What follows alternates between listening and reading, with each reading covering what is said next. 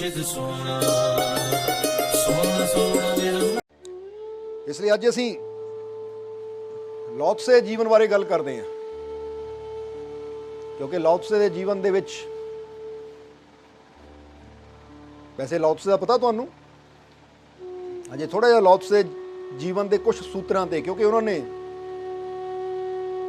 ਇੱਕ ਕਿਤਾਬ ਹੈ ਉਹਨਾਂ ਦੀ ਜਿਹਦੇ 'ਚ ਉਹਨਾਂ ਨੇ ਕਈ ਸੂਤਰ ਕਹੇ ਹੈ ਇਹ ਜੀਵਨ ਨੂੰ ਬਦਲਣ ਵਾਲੇ ਸੂਤਰ। ਜਿੱਦਾਂ ਆਪਾਂ ਕਹਿ ਦਿੰਦੇ ਕਿ ਕਬੀਰ ਸਾਹਿਬ ਦੇ ਸ਼ਲੋਕ, ਇੱਦਾਂ ਹੀ ਉਹਨਾਂ ਦੇ ਕੁਝ ਸੂਤਰ, ਕਿ ਅਗਰ ਉਹਨਾਂ ਸੂਤਰਾਂ ਨੂੰ ਅਸੀਂ ਸਮਝ ਲਈਏ ਤਾਂ ਸਾਡੀ ਜ਼ਿੰਦਗੀ ਵੀ, ਸਾਡਾ ਜੀਵਨ ਵੀ ਬਦਲ ਸਕਦਾ ਹੈ। ਇਹ ਲਾਓਤਜ਼ੂ ਜਾਂ ਲਾਓਤਸੇ ਜਿਹਨਾਂ ਨੂੰ ਕਿਹਾ ਜਾਂਦਾ ਹੈ, ਇਹ ਚੀਨ ਦੇ ਅੰਦਰ ਇੱਕ ਬਹੁਤ ਮਹਾਨ ਸੰਤ ਹੋਏ ਹੈ। ਸਮਝ ਲਓ, ਜਿਸ ਤਰ੍ਹਾਂ ਅਸੀਂ ਕਹਿੰਦੇ ਭਾਰਤ ਵਿੱਚ ਸੰਤ ਕਬੀਰ, ਸੰਤ ਦਾਦੂ ਦਿਆਲ, ਇਸੇ ਤਰ੍ਹਾਂ ਲਾਓਤਸੇ ਦਾ ਉੱਥੇ ਉਹ ਰੁਤਬਾ ਸੀ ਕਿ ਉਹ ਆਪਣੇ ਪ੍ਰੇਮੀਆਂ ਨੂੰ, ਆਪਣੇ ਪਿਆਰਿਆਂ ਨੂੰ ਐਸੇ ਐਸੇ ਸੂਤਰ ਦਿੰਦੇ ਸੀ, ਯਾਨੀ ਉਹ ਚੀਜ਼ ਸਮਝਾਉਂਦੇ ਸੀ ਕਿ ਅਗਰ ਉਹ ਚੀਜ਼ ਨੂੰ ਅਸੀਂ ਸਮਝ ਲਈਏ ਜਾਂ ਉਹ ਚੀਜ਼ ਨੂੰ ਅਸੀਂ ਪਕੜ ਲਈਏ ਤਾਂ ਸਾਡੇ ਜੀਵਨ 'ਚ ਵੀ ਬਦਲਾਅ ਆ ਸਕਦਾ ਹੈ। ਇਸ ਲਈ ਉਹਨਾਂ ਦੇ ਸੂਤਰਾਂ ਅੰਦਰ ਕਈ ਵਾਰ ਉਹ ਆਪਣੇ ਸੇਵਕਾਂ ਨੂੰ ਪਹੇਲੀ ਦੇ ਰੂਪ ਵਿੱਚ ਪੁੱਛਦੇ ਹੁੰਦੇ ਸੀ ਕਿ ਦੱਸੋ ਤੁਹਾਨੂੰ ਕੀ ਚਾਹੀਦਾ ਹੈ। ਫਿਰ ਉਹਨਾਂ ਨੇ ਆਪਸ਼ਨ ਦੇਣੀ, ਦੋ ਚੀਜ਼ਾਂ ਕਹਿਣੀਆਂ, ਔਰ ਫਿਰ ਉਹਨਾਂ ਨੇ ਉਹਦੀ ਵਿਆਖਿਆ ਵੀ ਕਰਨੀ ਕਿ ਇਹ ਦੋ ਚੀਜ਼ਾਂ ਜੋ ਅਗਰ ਤੂੰ ਆਹ ਮੰਗੀ ਹੈ ਤੇ ਇਹਦਾ ਅਰਥ ਕੀ ਹੈ, ਤਾਂ ਅਗਰ ਆਹ ਮੰਗੀ ਹੈ ਤਾਂ ਉਹਦਾ ਅਰਥ ਕੀ ਹੈ। ਇਸ ਲਈ ਅੱਜ ਅਸੀਂ 4 ਸੂਤਰ ਲਵਾਂਗੇ ਸੰਤ ਲਾਓਤਸੇ ਦੇ ਜੀਵਨ ਦੇ, ਔਰ ਇਹ ਕੋਸ਼ਿਸ਼ ਕਰਨੀ ਹੈ ਅਸੀਂ ਕਿ ਉਹਨਾਂ 4 ਵਾਕਿਆਂ ਨੂੰ, 4 ਸੂਤਰਾਂ ਨੂੰ ਸਮਝ ਕੇ ਅਸੀਂ ਆਪਣੇ ਜੀਵਨ ਨੂੰ ਵੀ ਬਦਲਣਾ ਹੈ। ਸਮਝ ਆ ਰਹੀ ਹੈ? ਸੋ ਪਹਿਲਾ ਸੂਤਰ ਹੈ ਸੰਤ ਲਾਓਤਸੇ ਦਾ ਕਿ ਤੁਹਾਨੂੰ ਕੀ ਚਾਹੀਦਾ ਹੈ। ਕੀਰਤੀ, ਕੀਰਤੀ ਦਾ ਮਤਲਬ ਸਮਝਦੇ ਹੋ ਤੁਸੀਂ, ਜਿਹਨੂੰ ਕਹਿੰਦੇ ਜਸ਼, ਚਾਰੋਂ ਪਾਸੇ ਮੇਰਾ ਨਾਮ ਹੋਵੇ, ਚਾਰੋਂ ਪਾਸੇ ਮੇਰੀ ਵਡਿਆਈ ਹੋਵੇ, ਇਹਨੂੰ ਕਹਿ ਦਿੰਦੇ ਕੀਰਤੀ ਪ੍ਰਾਪਤ ਕਰਨਾ, ਕਿ ਮੇਰੀ ਕੀਰਤੀ ਦੂਰ ਦੂਰ ਤੱਕ ਫੈਲੇ, ਮੇਰਾ ਨਾਮ ਦੂਰ ਦੂਰ ਤੱਕ ਫੈਲੇ, ਮੇਰਾ ਜਸ਼ ਦੂਰ ਦੂਰ ਤੱਕ ਫੈਲੇ, ਦੁਨੀਆ ਤੇ ਹਰ ਕੋਈ ਮੈਨੂੰ ਜਾਣੇ, ਉਹਨੂੰ ਕਹਿ ਦਿੰਦੇ ਆ ਕੀਰਤੀ। ਉਹ ਕਹਿੰਦੇ ਤੁਹਾਨੂੰ ਕੀ ਚਾਹੀਦਾ ਹੈ, ਕੀਰਤੀ ਚਾਹੀਦੀ ਹੈ ਜਾਂ ਪਵਿੱਤਰਤਾ। ਇਹ ਪਹਿਲਾ ਸੂਤਰ है कि तुम्हें क्या चाहिए, कीर्ति या पवित्रता। जरा सोचो कि अगर ਤੁਹਾਨੂੰ ਇਹ ਆਪਸ਼ਨ ਮਿਲੇ ਕਿ ਦੋ ਚੀਜ਼ਾਂ ਹੈ ਤੁਹਾਡੇ ਕੋਲ, ਤੁਹਾਨੂੰ ਕੀਰਤੀ ਵੀ ਮਿਲ ਸਕਦੀ ਹੈ, ਕਿਉਂਕਿ ਹਰ ਕੋਈ ਕੀਰਤੀ ਚਾਹੁੰਦਾ ਹੈ, ਚਾਹੇ ਉਹ ਕੋਈ ਮੰਤਰੀ ਹੋਵੇ, ਉਹਨਾਂ ਵੀ ਕਹਿਣਾ ਕਿ ਮੈਂ ਇਦਾਂ ਦੀ ਕੁਰਸੀ ਮਿਲੇ ਮੈਨੂੰ ਕਿ ਦੂਰ ਦੂਰ ਤੱਕ ਮੇਰਾ ਨਾਮ ਹੋਵੇ, ਚਾਹੇ ਕੋਈ ਬਿਜ਼ਨਸਮੈਨ ਹੋਵੇ, ਉਹ ਵੀ ਕੀਰਤੀ ਚਾਹੁੰਦਾ ਹੈ ਕਿ ਦੂਰ ਦੂਰ ਤੱਕ ਮੇਰਾ ਨਾਮ ਹੋਵੇ, ਸਾਰਿਆਂ ਨੂੰ ਪਤਾ ਲੱਗੇ ਕਿ ਬਹੁਤ ਬੜਾ ਇਹ ਬਿਜ਼ਨਸਮੈਨ ਹੈ, ਚਾਹੇ ਕੋਈ ਐਕਟਰ ਹੋਵੇ, ਉਹ ਅੱਛੀ ਐਕਟਿੰਗ ਕਰਕੇ ਚਾਹੁੰਦਾ ਕਿ ਦੂਰ ਦੂਰ ਤੱਕ ਮੇਰਾ ਨਾਮ ਹੋਵੇ। ਕੀਰਤੀ ਦਾ ਮਤਲਬ ਹੈ ਯਸ਼, ਕਿ ਮੇਰਾ ਯਸ਼ ਦੂਰ ਦੂਰ ਤੱਕ ਫੈਲੇ, ਦੁਨੀਆ ਮੈਨੂੰ ਜਾਣੇ ਮੈਂ ਕੌਣ ਹਾਂ। ਔਰ ਦੂਸਰੀ ਤਰਫ ਉਹਨਾਂ ਨੇ ਕਿਹਾ ਪਵਿੱਤਰਤਾ, ਕਹਿੰਦੇ ਹੁਣ ਤੁਸੀਂ ਫੈਸਲਾ ਕਰੋ ਤੁਹਾਨੂੰ ਕੀ ਚਾਹੀਦਾ ਹੈ, ਕੀਰਤੀ ਜਾਂ ਪਵਿੱਤਰਤਾ। ਜਰਾ ਸਮਝੋ, ਹੁਣ ਉਹਨਾਂ ਨੇ ਇੱਕ ਪਾਸੇ ਕੀਰਤੀ ਨੂੰ ਚੁਣਿਆ, ਦੂਜੇ ਪਾਸੇ ਪਵਿੱਤਰਤਾ ਨੂੰ, ਕਿਉਂਕਿ ਕੀਰਤੀ ਸਾਨੂੰ ਸੰਸਾਰ ਨਾਲ ਜੋੜਦੀ ਹੈ ਤਾਂ ਪਵਿੱਤਰਤਾ ਸਾਨੂੰ ਪਰਮਾਤਮਾ ਨਾਲ ਜੋੜਦੀ ਹੈ। ਇੱਕ ਇਨਸਾਨ ਇਹ ਫੈਸਲਾ ਲੈ ਸਕਦਾ ਹੈ ਕਿ ਮੈਨੂੰ ਕੀਰਤੀ ਚਾਹੀਦੀ ਹੈ, ਤਾਂ ਸਮਝ ਲਓ ਜਿਹੜਾ ਕੀਰਤੀ ਦੇ ਮਾਰਗ ਨੂੰ ਚੁਣਦਾ ਹੈ ਉਹ ਹੈ ਸੰਸਾਰਿਕ, ਤਾਂ ਜਿਹੜਾ ਪਵਿੱਤਰਤਾ ਦੇ ਮਾਰਗ ਨੂੰ ਚੁਣਦਾ ਹੈ ਉਹ ਹੈ ਅਧਿਆਤਮਿਕ, ਯਾਨੀ ਉਹ ਹੈ ਪ੍ਰਭੂ ਦੇ ਮਾਰਗ ਤੇ। ਹੁਣ ਜਿਹੜਾ ਕੀਰਤੀ ਦੇ ਮਾਰਗ ਨੂੰ ਚੁਣਦਾ ਹੈ ਉਹ ਕਹਿੰਦਾ ਮੇਰਾ ਯਸ਼ ਹੋਣਾ ਚਾਹੀਦਾ ਹੈ, ਮੇਰੀ ਚਾਰੋਂ ਪਾਸੇ ਮਹਿਮਾ ਹੋਣੀ ਚਾਹੀਦੀ ਹੈ, ਔਰ ਉਹ ਯਸ਼ ਨੂੰ ਪ੍ਰਾਪਤ ਕਰਨ ਵਾਸਤੇ ਚਾਹੇ ਮੈਨੂੰ ਅੱਛਾ ਕਰਨਾ ਪਵੇ, ਚਾਹੇ ਮੈਨੂੰ ਬੁਰਾ ਕਰਨਾ ਪਵੇ, ਕਿਸੇ ਨਾਲ ਹੇਰਾਫੇਰੀ ਕਰਨੀ ਪਵੇ, ਕਿਸੇ ਨਾਲ ਠੱਗੀ ਕਰਨੀ ਪਵੇ, ਪਰ ਮੈਂ ਆਪਣਾ ਨਾਮ ਪੂਰੀ ਦੁਨੀਆ ਤੇ ਰੋਸ਼ਨ ਕਰਨਾ ਹੈ। ਇਸ ਲਈ ਤੁਸੀਂ ਦੇਖਦੇ ਹੋ ਨਾ ਕਿ ਇੱਕ ਇਨਸਾਨ ਆਪਣੇ ਨਾਮ ਨੂੰ ਫੈਲਾਉਣ ਵਾਸਤੇ ਕਿੱਦਾਂ ਕਿੱਦਾਂ ਦੀਆਂ ਚਾਲਾਂ ਚੱਲਦਾ ਹੈ, ਦੁਨੀਆ ਤੇ ਕੀ ਕੁਛ ਨਹੀਂ ਕਰਦਾ। ਇਸ ਲਈ ਹਰ ਪਾਸੇ ਤੁਸੀਂ ਦੇਖ ਲਓ, ਚਾਹੇ ਬਿਜ਼ਨਸ ਦਾ ਪਹਿਲੂ ਹੋਵੇ, ਚਾਹੇ ਰਾਜਨੀਤੀ ਦਾ ਪਹਿਲੂ ਹੋਵੇ, ਚਾਹੇ ਦੁਨਿਆਵੀ ਹੋਰ ਕੋਈ ਪਹਿਲੂ ਹੋਵੇ, ਜਿੱਥੇ ਵੀ ਇਨਸਾਨ ਦੇ ਅੰਦਰ ਆਂਦਾ ਹੈ ਕਿ ਦੁਨੀਆ ਮੈਨੂੰ ਜਾਣੇ, ਉਹਦੇ ਅੰਦਰ ਇਹ ਭੁੱਖ ਪੈਦਾ ਹੁੰਦੀ ਹੈ ਯਸ਼ ਦੀ, ਕੀਰਤੀ ਦੀ, ਤਾਂ ਫਿਰ ਉਹ ਕਹਿੰਦਾ ਹੁਣ ਚਾਹੇ ਕੁਝ ਵੀ ਕਰਨਾ ਪਵੇ ਪਰ ਮੈਨੂੰ ਇਹ ਕਾਮਯਾਬੀ ਚਾਹੀਦੀ ਹੈ, ਮੇਰਾ ਨਾਮ ਦੁਨੀਆ ਤੇ ਰੋਸ਼ਨ ਹੋਣਾ ਚਾਹੀਦਾ ਹੈ। ਇਸ ਲਈ ਇੱਕ ਸਿਕੰਦਰ ਵੀ ਦੁਨੀਆ ਨੂੰ ਜਿੱਤਣ ਵਾਸਤੇ ਨਿਕਲਿਆ, ਕਿਉਂ? ਕਿਉਂਕਿ ਮੇਰਾ ਨਾਮ ਦੁਨੀਆ ਤੇ ਹੋਵੇ ਕਿ ਸਿਕੰਦਰ ਦੁਨੀਆ ਨੂੰ ਜਿੱਤ ਕੇ ਗਿਆ। ਫਿਰ ਉਹਦੇ ਪਿੱਛੇ ਚਾਹੇ ਲੱਖਾਂ ਕਰੋੜਾਂ ਦਾ ਖੂਨ ਬਹਾਣਾ ਪਿਆ, ਉਹਨੇ ਪਰਵਾਹ ਨਹੀਂ ਕੀਤੀ। ਇਸੇ ਤਰ੍ਹਾਂ ਤੁਸੀਂ ਇਤਿਹਾਸ ਦੇ ਵਿੱਚ ਹੋਰ ਵੀ ਦੇਖ ਸਕਦੇ ਹੋ ਕਿ ਬਹੁਤ ਐਸੇ ਹੋਏ ਹੈ ਜਿਨ੍ਹਾਂ ਨੇ ਆਪਣੀ ਕੀਰਤੀ ਦੀ ਖਾਤਰ ਉਹ ਵੀ ਕਰ ਦਿੱਤਾ ਜੋ ਉਹਨਾਂ ਨੂੰ ਨਹੀਂ ਕਰਨਾ ਚਾਹੀਦਾ। ਉਹ ਬੁਰੇ ਤੋਂ ਬੁਰਾ ਕਰਮ ਵੀ ਕਰ ਲੈਂਦੇ ਕਿ ਮੇਰਾ ਯਸ਼ ਫੈਲੇ। ਪਰ ਦੂਸਰੇ ਪਾਸੇ ਲਾਓ ਤਸੇ ਦੱਸਦੇ ਹੈ ਪਵਿੱਤਰਤਾ। ਹੁਣ ਪਵਿੱਤਰਤਾ ਦਾ ਮਾਰਗ ਕੌਣ ਚੁਣਦਾ ਹੈ? ਜਿਹਦੇ ਅੰਦਰ ਹੈ ਉਹ ਪ੍ਰਭੂ ਨੂੰ ਪਾਣਾ, ਉਸ ਪਰਮਾਨੰਦ ਨੂੰ ਪਾਣਾ। ਔਰ ਇੱਥੇ ਇੱਕ ਬੜੀ ਪਿਆਰੀ ਗੱਲ ਹੈ ਕਿ ਜਿਹੜੇ ਪਵਿੱਤਰਤਾ ਦੇ ਮਾਰਗ ਤੇ ਚੱਲਦੇ ਆ ਨਾ, ਇੱਕ ਹੈ ਜੋ ਯਸ਼ ਦੇ ਮਾਰਗ ਤੇ ਚੱਲਦਾ ਹੈ ਕਿ ਮੈਂ ਬੁਰਾ ਕਰਕੇ ਵੀ ਕਿਸੇ ਤਰ੍ਹਾਂ ਯਸ਼ ਨੂੰ ਪਾਣਾ ਹੈ। ਹੁਣ ਜੀਂਦੇ ਜੀ ਉਹ ਯਸ਼ ਨੂੰ, ਆਪਣੇ ਨਾਮ ਨੂੰ ਚਾਰੋਂ ਤਰਫ ਫੈਲਾਉਣ ਦੀ ਕੋਸ਼ਿਸ਼ ਕਰਦੇ ਆ, ਪਰ ਜਿੱਦਾਂ ਹੀ ਉਹਨਾਂ ਦੀ ਮੌਤ ਹੁੰਦੀ ਹੈ ਸਭ ਕੁਝ ਖਤਮ ਹੋ ਜਾਂਦਾ ਹੈ। ਸਿਕੰਦਰ ਦੀ ਮੌਤ ਹੋਈ, ਸਭ ਕੁਝ ਖਤਮ ਹੋ ਗਿਆ। ਪਰ ਦੂਜੇ ਪਾਸੇ ਪਵਿੱਤਰਤਾ ਦਾ ਮਾਰਗ ਹੈ, ਜਿਹਨੂੰ ਅਸੀਂ ਕਹਿ ਦਿੰਦੇ ਸੰਤਾਂ ਦਾ ਮਾਰਗ, ਫਕੀਰਾਂ ਦਾ ਮਾਰਗ, ਜਿੱਦਾਂ ਅਸੀਂ ਕਹਿੰਦੇ ਮਹਾਤਮਾ ਬੁੱਧ ਦਾ ਮਾਰਗ, ਕਬੀਰ ਸਾਹਿਬ ਦਾ ਮਾਰਗ, ਜਾਂ ਹੋਰ ਗੁਰੂਆਂ ਰਹਿਬਰਾਂ ਦਾ ਮਾਰਗ, ਪਵਿੱਤਰਤਾ ਦਾ ਮਾਰਗ। ਹੁਣ ਉਹ ਪਵਿੱਤਰਤਾ ਦੇ ਮਾਰਗ ਤੇ ਚਲਦੇ ਚਲਦੇ ਜਦੋਂ ਉਸ ਮੰਜ਼ਿਲ ਨੂੰ ਪਾਇਆ ਤਾਂ ਫਿਰ ਦੇਖੋ ਅੱਜ ਉਹਨਾਂ ਦਾ ਯਸ਼, ਉਹਨਾਂ ਦਾ ਨਾਮ ਚਾਰੋਂ ਤਰਫ ਹੈ। ਇਸ ਲਈ ਲਾਓ ਤਸੇ ਦੱਸ ਰਹੇ ਕਿ ਕੀਰਤੀ ਦੇ ਮਾਰਗ ਤੇ ਨਾ ਚੱਲ, ਪਵਿੱਤਰਤਾ ਦੇ ਮਾਰਗ ਤੇ ਚੱਲ। ਕਿ ਮੈਂ ਆਪਣੇ ਆਪ ਨੂੰ ਪਵਿੱਤਰ ਕਿੱਦਾਂ ਬਣਾ ਸਕਦਾ ਹਾਂ? ਪਵਿੱਤਰਤਾ ਦਾ ਮਤਲਬ ਤਾਂ ਤੁਸੀਂ ਸਮਝਦੇ ਹੋ ਨਾ, ਪਾਕ ਸਾਫ਼। ਜਿਹਦਾ ਬੰਦਾ ਕਹਿੰਦਾ ਆਹ ਚੀਜ਼ ਪਵਿੱਤਰ ਹੈ, ਪਿਓਰ ਹੈ, ਔਰ ਆਹ ਚੀਜ਼ ਮਿਲਾਵਟੀ ਹੈ, ਇਹਦੇ ਅੰਦਰ ਕਈ ਖੋਟ ਹੈ, ਕਈ ਕਮੀਆਂ ਹੈ। ਪਵਿੱਤਰਤਾ ਯਾਨੀ ਸਾਫ਼ ਸੁਥਰੀ। ਇਸ ਲਈ ਉਹ ਦੱਸ ਰਹੇ ਹੈ ਕਿ ਐ ਪਿਆਰਿਆ, ਆਪਣੇ ਜੀਵਨ ਨੂੰ ਪਵਿੱਤਰ ਬਣਾਉਣ ਤੇ ਜ਼ੋਰ ਦੇ। ਆਪਣੇ ਜੀਵਨ ਨੂੰ ਪਵਿੱਤਰ ਬਣਾਉਣ ਤੇ, ਸਾਫ਼ ਸੁਥਰਾ ਬਣਾਉਣ ਤੇ ਜ਼ੋਰ ਦੇ। ਜਦ ਵੀ ਤੂੰ ਕੋਈ ਕੰਮ ਕਰੇ ਤਾਂ ਇਹ ਦੇਖ, ਇਹ ਕੰਮ ਜੋ ਮੈਂ ਕਰ ਰਿਹਾ ਹਾਂ ਇਹ ਪਵਿੱਤਰਤਾ ਨਾਲ ਜੁੜਿਆ ਹੈ ਜਾਂ ਨਹੀਂ। ਯਾਨੀ ਆਪਣੇ ਮਨ ਨੂੰ ਪਵਿੱਤਰ ਬਣਾ, ਸਾਫ਼ ਸੁਥਰਾ ਬਣਾ, ਆਪਣੀ ਕਰਨੀ ਨੂੰ ਸਾਫ਼ ਸੁਥਰਾ ਬਣਾ, ਔਰ ਸਾਡੀ ਸੋਚ ਸਾਫ਼ ਸੁਥਰੀ ਹੋਵੇ, ਸਾਡਾ ਮਨ ਪਵਿੱਤਰ ਹੋਵੇ, ਸਾਡੀ ਕਰਨੀ ਪਵਿੱਤਰ ਹੋਵੇ। ਤਾਂ ਫਿਰ ਜ਼ਰਾ ਯਾਦ ਰੱਖੋ ਕਿ ਜਿਹਦੀ ਕਰਨੀ ਪਵਿੱਤਰ ਹੁੰਦੀ ਹੈ, ਉਹਦੀ ਕਰਨੀ ਦੀ ਪਵਿੱਤਰਤਾ ਦਾ ਮਤਲਬ ਕੀ ਹੈ? ਕਿ ਇਹਦੇ ਵਿੱਚ ਕਿਸੇ ਵਾਸਤੇ ਕੋਈ ਬੈਰ ਨਹੀਂ ਹੈ, ਕੋਈ ਬੁਰਾ ਨਹੀਂ ਹੈ। ਕਿਉਂਕਿ ਸਾਡਾ ਕਰਮ ਪਵਿੱਤਰ ਕਿੱਦਾਂ ਹੋਏਗਾ? ਜੋ ਸਭ ਦੇ ਵਾਸਤੇ ਅੱਛਾ ਹੋਵੇ। ਇਸ ਲਈ ਜਦੋਂ ਅਸੀਂ ਆਪਣੇ ਵਿਚਾਰਾਂ ਨੂੰ ਪਵਿੱਤਰ ਕਰਦੇ ਚਲੇ ਜਾਂਦੇ ਹਾਂ, ਆਪਣੀ ਸੋਚ ਨੂੰ ਪਵਿੱਤਰ ਕਰਦੇ ਚਲੇ ਜਾਂਦੇ ਹਾਂ, ਆਪਣੀ ਕਰਨੀ ਨੂੰ ਪਵਿੱਤਰ ਕਰਦੇ ਚਲੇ ਜਾਂਦੇ ਹਾਂ, ਤਾਂ ਧੀਰੇ ਧੀਰੇ ਫਿਰ ਅਸੀਂ ਉਹ ਆਨੰਦ ਦੇ ਨੇੜੇ ਹੁੰਦੇ ਚਲੇ ਜਾਂਦੇ ਹਾਂ, ਉਹ ਪ੍ਰਮਾਤਮਾ, ਪ੍ਰਭੂ ਦੇ ਨੇੜੇ ਹੁੰਦੇ ਚਲੇ ਜਾਂਦੇ ਹਾਂ।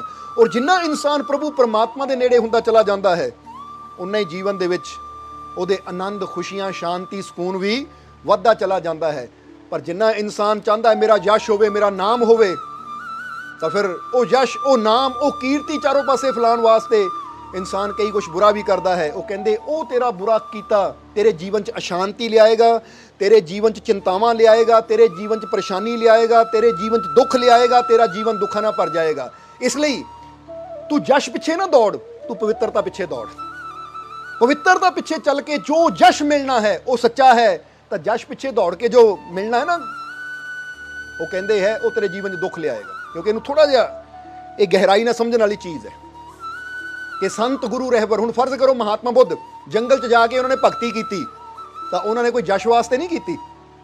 ਜੇ ਉਹਨਾਂ ਦੇ ਅੰਦਰ ਹੁੰਦਾ ਕਿ ਮੇਰੀ ਕੀਰਤੀ ਹੋਵੇ, ਮੇਰਾ ਨਾਮ ਚਾਰੋਂ ਪਾਸੇ ਫੈਲੇ, ਤਾਂ ਫਿਰ ਸ਼ਾਇਦ ਉਹ ਜੰਗਲ ਜਾਣ ਦੀ ਬਜਾਏ ਕਿਸੇ ਸਭਾ 'ਚ ਜਾਂਦੇ, ਰਾਜਪੁੱਤਰ ਸੀ, ਸਭਾ 'ਚ ਜਾ ਕੇ ਕੁਝ ਕਰਦੇ। ਪਰ ਨਹੀਂ, ਉਹਨਾਂ ਨੇ ਸਿਮਰਨ ਕੀਤਾ, ਬੰਦਗੀ ਕੀਤੀ, ਆਪਣੇ ਵਿਚਾਰਾਂ ਨੂੰ ਪਵਿੱਤਰ ਕੀਤਾ, ਆਪਣੇ ਜੀਵਨ ਨੂੰ ਪਵਿੱਤਰ ਕੀਤਾ। ਫਿਰ ਉਹ ਪਵਿੱਤਰਤਾ ਨੇ ਹੀ ਉਹਨਾਂ ਨੂੰ ਸਭ ਦੇ ਦਿਲਾਂ 'ਚ ਜਗ੍ਹਾ ਦਿੱਤੀ। ਅੱਜ ਇਹ ਪੁਆਇੰਟ ਨੂੰ ਅਸੀਂ ਪਕੜਨਾ ਹੈ ਕਿ ਜੇ ਤੁਸੀਂ ਜੀਵਨ 'ਚ ਕਾਮਯਾਬ ਹੋਣਾ ਚਾਹੁੰਦੇ ਹੋ, ਜੀਵਨ 'ਚ ਸਫਲ ਹੋਣਾ ਚਾਹੁੰਦੇ ਹੋ, ਤਾਂ ਕਾਮਯਾਬੀ ਪਿੱਛੇ ਨਾ ਦੌੜੋ, ਆਪਣੇ ਆਪ ਨੂੰ ਅੱਛਾ ਬਣਾਉਣ ਪਿੱਛੇ ਚੱਲੀਏ। ਕਿਉਂਕਿ ਅੱਛਾ ਇਨਸਾਨ ਕਾਮਯਾਬ ਜ਼ਰੂਰ ਹੋਏਗਾ। ਹਾਂ, ਉਹਦੇ ਵਾਸਤੇ ਮਿਹਨਤ ਵੀ ਕਰਨ ਦੀ ਲੋੜ ਹੈ। ਪਰ ਦੂਜੇ ਪਾਸੇ ਬੰਦਾ ਕਹਿੰਦਾ ਮੈਨੂੰ ਕਾਮਯਾਬੀ ਚਾਹੀਦੀ ਹੈ, ਚਾਹੇ ਕਿਸੇ ਕੀਮਤ ਤੇ, ਚਾਹੇ ਕਿਸੇ ਦਾ ਗਲਾ ਕੱਟਣਾ ਪਵੇ, ਕਿਸੇ ਦਾ ਖੂਨ ਕਰਨਾ ਪਵੇ, ਕਿਸੇ ਦਾ ਬੁਰਾ ਕਰਨਾ ਪਵੇ, ਝੂਠ ਬੋਲਣਾ ਪਵੇ, ਹੇਰਾਫੇਰੀ ਕਰਨੀ ਪਵੇ, ਠੱਗੀ ਕਰਨੀ ਪਵੇ, ਪਰ ਮੈਂ ਤਾਂ ਕਾਮਯਾਬ ਹੋਣਾ ਚਾਹੁੰਦਾ ਹਾਂ। ਕਹਿੰਦੇ ਐਸੀ ਕਾਮਯਾਬੀ ਤੈਨੂੰ ਮਿਲ ਵੀ ਗਈ ਤਾਂ ਤੇਰੇ ਜੀਵਨ 'ਚ ਤਕਲੀਫਾਂ, ਦੁੱਖ, ਪਰੇਸ਼ਾਨੀਆਂ ਹੀ ਆਉਣਗੀਆਂ। ਇਸ ਲਈ ਕਾਮਯਾਬ ਵੀ ਹੋਣਾ ਹੈ ਤਾਂ ਆਪਣੀ ਸੋਚ ਨੂੰ ਪਵਿੱਤਰ ਰੱਖ ਕੇ, ਆਪਣੀ ਕਰਨੀ ਨੂੰ ਪਵਿੱਤਰ ਰੱਖ ਕੇ, ਆਪਣੇ ਹਿਰਦੇ ਦੇ ਵਿੱਚ ਸਭ ਦੇ ਪ੍ਰਤੀ ਪ੍ਰੇਮ ਭਾਵਨਾ ਰੱਖ ਕੇ ਅਸੀਂ ਜਦੋਂ ਚੱਲਦੇ ਹਾਂ ਤਾਂ ਫਿਰ ਸਾਨੂੰ ਕਾਮਯਾਬੀ, ਸਫਲਤਾ ਵੀ ਜ਼ਰੂਰ ਮਿਲਦੀ ਹੈ। ਇਸ ਲਈ ਪਹਿਲਾ ਪੁਆਇੰਟ ਤੁਸੀਂ ਯਾਦ ਰੱਖਣਾ ਹੈ ਕਿ ਜਿੱਦਾਂ ਲੌਤ ਸੇ ਕਹਿੰਦੇ ਤੁਹਾਨੂੰ ਕੀ ਚਾਹੀਦਾ ਹੈ, ਕੀਰਤੀ ਚਾਹੀਦੀ ਹੈ ਜਾਂ ਪਵਿੱਤਰਤਾ? ਤਾਂ ਪਵਿੱਤਰਤਾ ਯਾਨੀ ਸਾਫ ਸੁਥਰਾ ਮਨ, ਔਰ ਇਹ ਪਵਿੱਤਰਤਾ ਦਾ ਜ਼ਿਆਦਾ ਜ਼ੋਰ ਉਹਨਾਂ ਨੇ ਮਨ ਤੇ ਦਿੱਤਾ ਹੈ।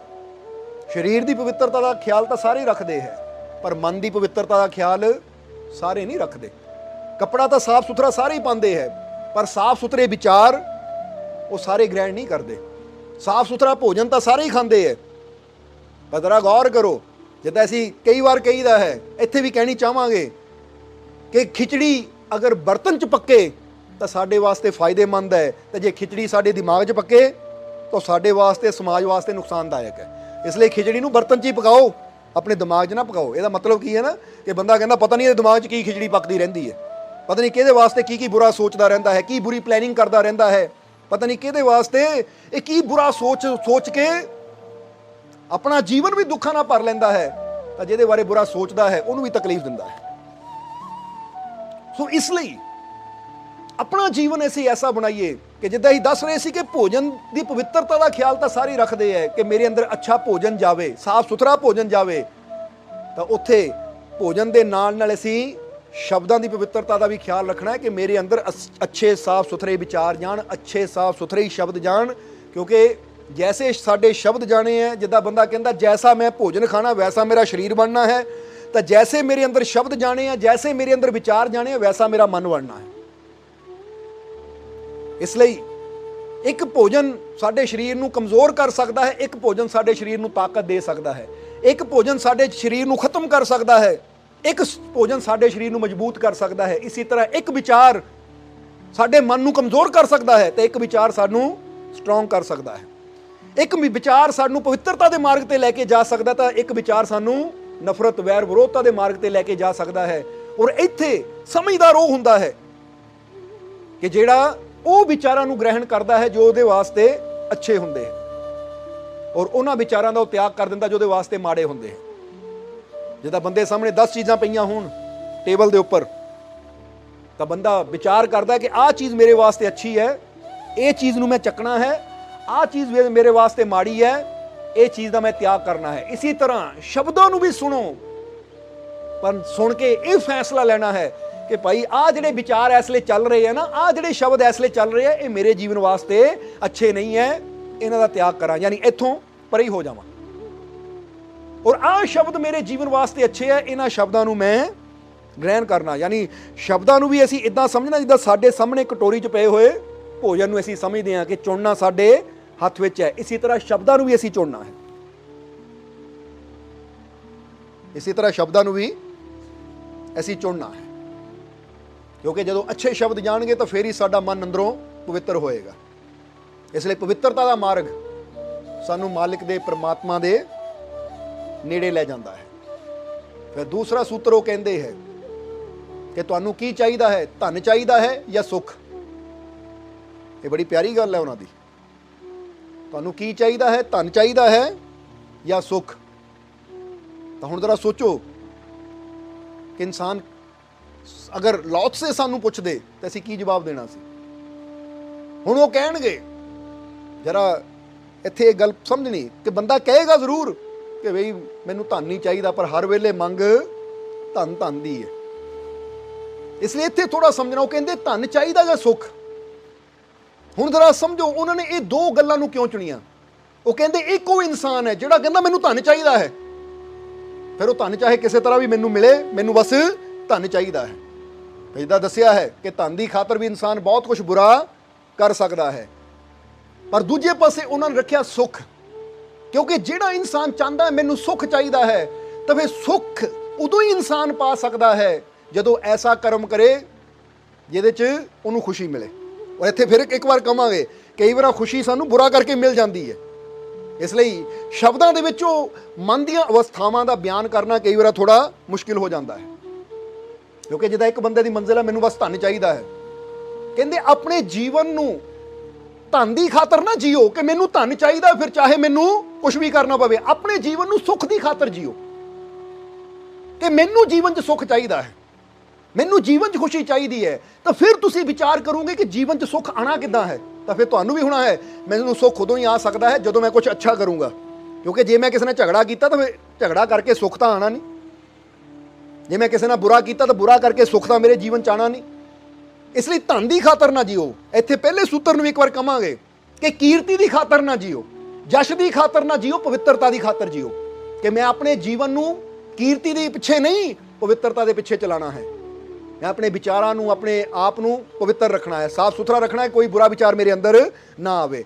ਸਮਝ ਲਓ ਕਿ ਅਸੀਂ ਜਿੱਦਾਂ ਕਹਿੰਦੇ ਕਿ ਗੁਰਦੁਆਰੇ, ਮੰਦਿਰ, ਮਸਜਿਦ ਵਿੱਚ ਪਵਿੱਤਰ ਹੋ ਕੇ ਜਾਓ। ਪਵਿੱਤਰ ਹੋਣ ਦਾ ਮਤਲਬ ਹੱਥ ਮੂੰਹ ਧੋ ਕੇ, ਜੁੱਤੀ ਲਾ ਕੇ ਪਵਿੱਤਰ ਹੋ ਕੇ ਜਾਂਦੇ ਹਾਂ ਅਸੀਂ।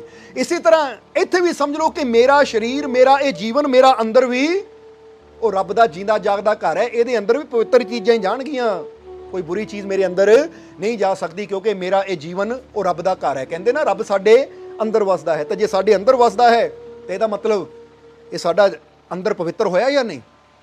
ਫਿਰ ਇਹਦੇ ਅੰਦਰ ਬੁਰੇ ਵਿਚਾਰ ਨਾ ਜਾਣ ਦਿਓ, ਇਹਦੇ ਅੰਦਰ ਬੁਰਾ ਭੋਜਨ ਨਾ ਜਾਣ ਦਿਓ, ਬੁਰੀ ਚੀਜ਼ ਨਾ ਜਾਣ ਦਿਓ। ਇਹਦੀ ਪਵਿੱਤਰਤਾ ਦਾ ਖਿਆਲ ਰੱਖੋ। ਇਸ ਲਈ ਪਵਿੱਤਰਤਾ ਦੀ ਖਾਤਰ ਜੀਣਾ ਹੈ ਤਾਂ ਅਸੀਂ ਪਰਮਾਤਮਾ ਦੇ ਵੀ ਨੇੜੇ ਹੋਵਾਂਗੇ, ਤਾਂ ਦੁਨੀਆ ਤੇ ਨਾਮ ਵੀ ਫੈਲੇਗਾ। ਫਿਰ ਦੂਸਰੀ ਗੱਲ ਆ ਜਾਂਦੀ ਹੈ, ਉਹ ਕਹਿੰਦੇ ਕੀ ਚਾਹੀਦਾ ਤੁਹਾਨੂੰ, ਧਨ ਜਾਂ ਸੁੱਖ। ਇੱਥੋਂ ਵੀ ਉਹ ਇਸ਼ਾਰਾ ਕਰ ਰਹੀ ਕਿ ਇੱਕ ਉਹ ਇਨਸਾਨ ਹੈ ਜੋ ਧਨ ਦੀ ਖਾਤਰ ਹੀ ਜੀਂਦਾ ਹੈ।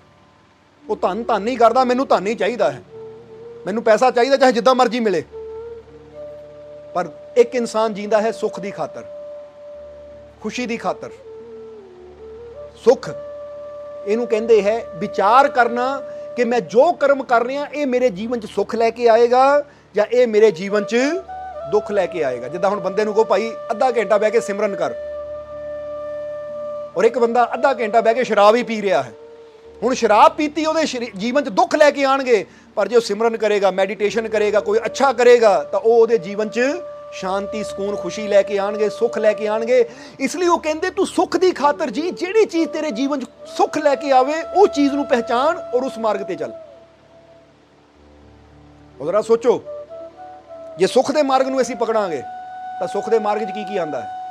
ਜਿਹੜਾ ਇਨਸਾਨ ਕਹੇ ਮੈਂ ਜੀਵਨ 'ਚ ਸੁਖੀ ਰਹਿਣਾ ਹੈ, ਤਾਂ ਮੈਂ ਸੁਖੀ ਰਹਿਣਾ ਹੈ ਤਾਂ ਉਹਦੇ ਵਾਸਤੇ ਮੈਨੂੰ ਇਹ ਵੀ ਸੋਚਣਾ ਪਏਗਾ ਕਿ ਦੂਜੇ ਵੀ ਸੁਖੀ ਰਹਿਣ, ਫਿਰ ਹੀ ਮੈਂ ਸੁਖੀ ਰਹਿ ਸਕਦਾ ਹਾਂ। ਜੇ ਮੈਂ ਸੋਚਾਂ ਮੈਂ ਸੁਖੀ ਰਵਾਂ ਦੂਜੇ ਦਾ ਦਿਲ ਦੁਖਾ ਕੇ, ਤਾਂ ਫਿਰ ਮੈਂ ਕਦੀ ਸੁਖੀ ਹੋ ਹੀ ਨਹੀਂ ਸਕਦਾ। ਹੁਣ ਤੁਸੀਂ ਸੋਚੋ, ਇੱਕ ਘਰ ਦੇ ਵਿੱਚ ਪਤਨੀ ਹੈ, ਬੱਚੇ ਹੈ, ਪਤੀ ਹੈ। ਜੇ ਬੰਦਾ ਸੋਚੇ, ਪਤੀ ਸੋਚੇ ਮੈਂ ਸੁਖ ਰਵਾਂ, ਪਤਨੀ ਨੂੰ ਦੁੱਖ ਦੇ ਕੇ, ਬੱਚਿਆਂ ਨੂੰ ਦੁੱਖ ਦੇ ਕੇ, ਪਰਿਵਾਰ ਦੇ ਬਾਕੀ ਮੈਂਬਰਾਂ ਨੂੰ ਦੁੱਖ ਦੇ ਕੇ ਮੈਂ ਸੁਖੀ ਰਵਾਂ, ਤਾਂ ਇਕੱਲਾ ਕਦੀ ਸੁਖੀ ਹੋ ਹੀ ਨਹੀਂ ਸਕਦਾ। ਜੇ ਮੈਂ ਚਾਹੁੰਦਾ ਹਾਂ ਕਿ ਮੈਂ ਸੁਖੀ ਰਵਾਂ ਤਾਂ ਆਪਣੇ ਨਾਲ ਨਾਲ ਮੈਨੂੰ ਕੋਸ਼ਿਸ਼ ਕਰਨੀ ਪਏਗੀ ਕਿ ਦੂਜਿਆਂ ਨੂੰ ਵੀ ਤਕਲੀਫ ਨਾ ਦੇਵਾਂ, ਕਿਉਂਕਿ ਇੱਕ ਦੁੱਖ ਹੁੰਦਾ ਜੋ ਤੁਸੀਂ ਕਿਸੇ ਨੂੰ ਦਿੰਦੇ ਹੋ, ਇੱਕ ਦੁੱਖ ਹੁੰਦਾ ਜੋ ਬੰਦਾ ਆਪ ਹੀ ਆਪਣੇ ਦੁੱਖਾਂ ਤੋਂ ਦੁਖੀ ਹੈ। ਤੁਸੀਂ ਦੁੱਖ ਕਿਹੜਾ ਦਿੰਦੇ ਹੋ? ਕਿਸੇ ਨੂੰ ਬੁਰਾ ਬੋਲ ਦਿੱਤਾ, ਉਹ ਚੰਗਾ ਭਲਾ ਬੈਠਾ ਸੀ, ਤੁਸੀਂ ਉਹਦਾ ਬੁਰਾ ਬੋਲ ਦਿੱਤਾ, ਉਹਨੂੰ ਤਕਲੀਫ ਹੋਈ। ਸਮਝਦੇ ਹੋ ਕਿ ਨਹੀਂ?